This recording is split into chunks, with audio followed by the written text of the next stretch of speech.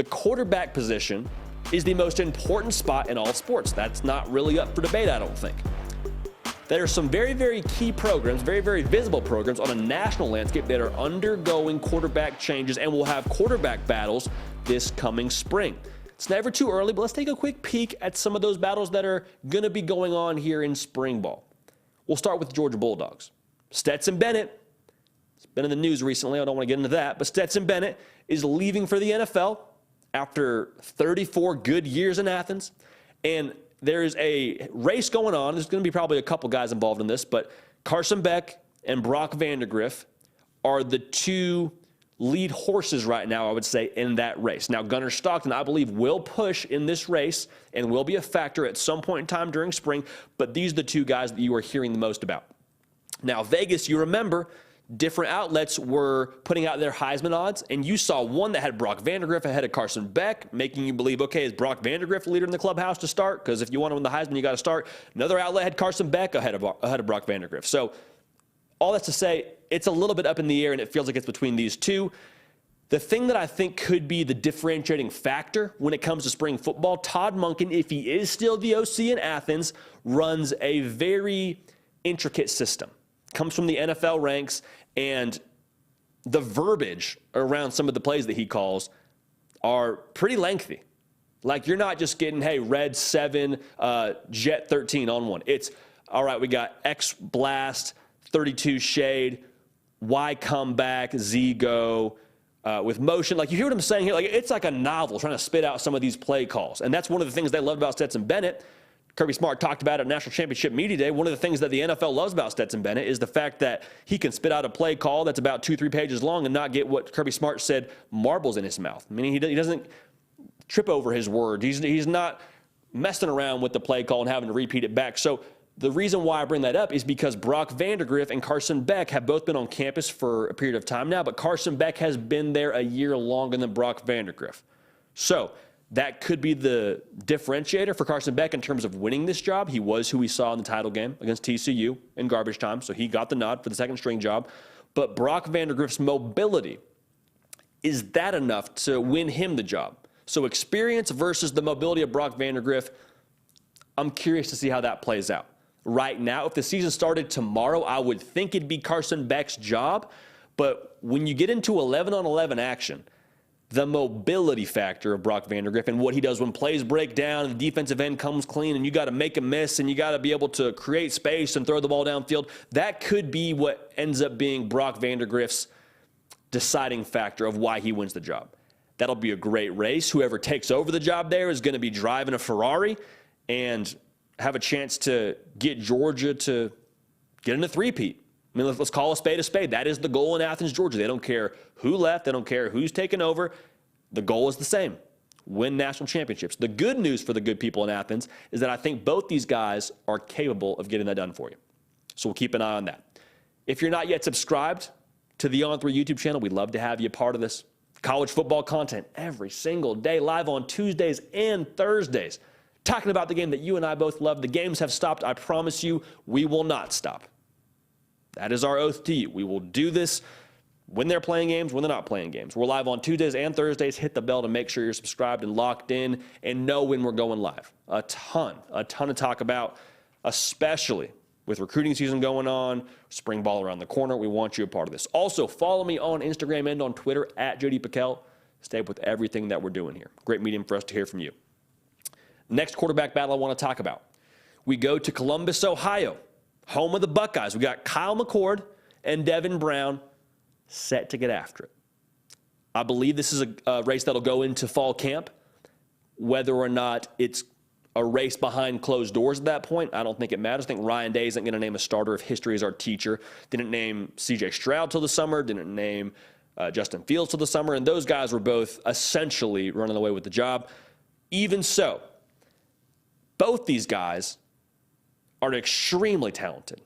Devin Brown was the #1 player in the 2022 cycle. Kyle McCord was a 5-star in the 2021 cycle, according to us here at On3. These guys can ball.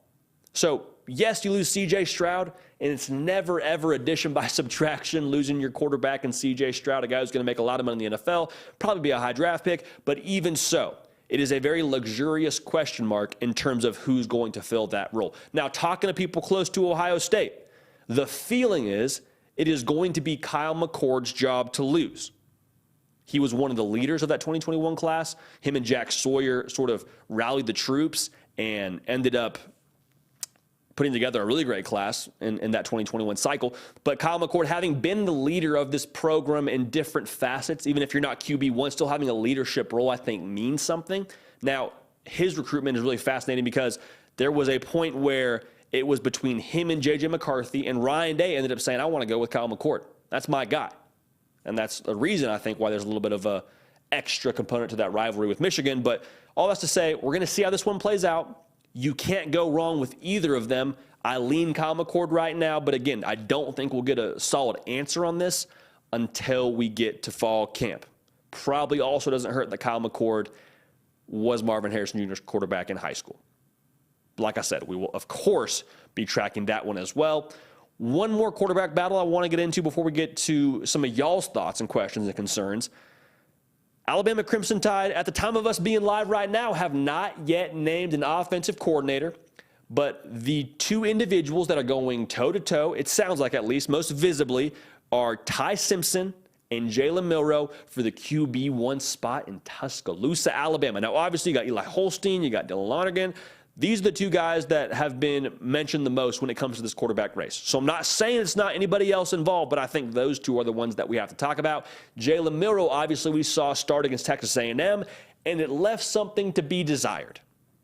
You saw him play, and it didn't look like he was consistently throwing the ball downfield with the efficacy that you would like. Now, Jalen Milroe can still help you in a lot of ways.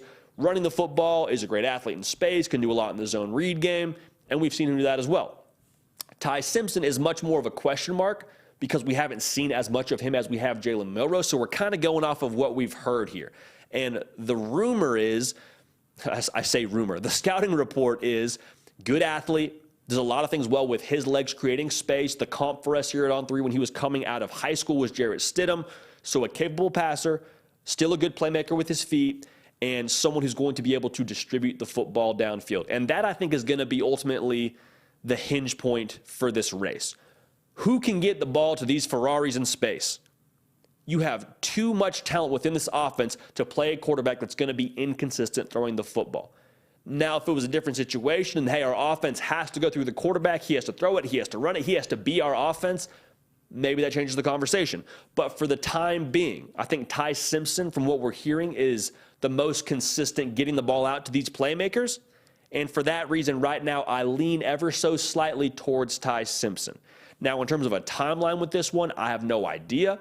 You would think we'll get a better gauge after the spring game, after the A-Day in Tuscaloosa. But Ty Simpson, Jalen Milroe, that will be a fun battle to watch back and forth. Of course, we're not counting out the freshmen, but these two are sort of the two heavyweights going at it, the two most proven commodities. But we'll see. Whoever they land as the offensive coordinator could also have a big impact on that race. So we will obviously keep an eye on that one as well.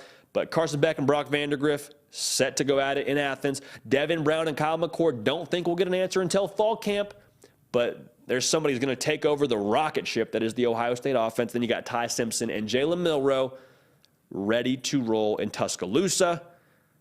A little bit of a question mark around Ty Simpson. We haven't seen very much of him. Jalen Milroe, a really good athlete and does a lot of things well as a passer. Just consistency, and can he dial it in, I think, will be the ultimate question mark as to who wins that battle.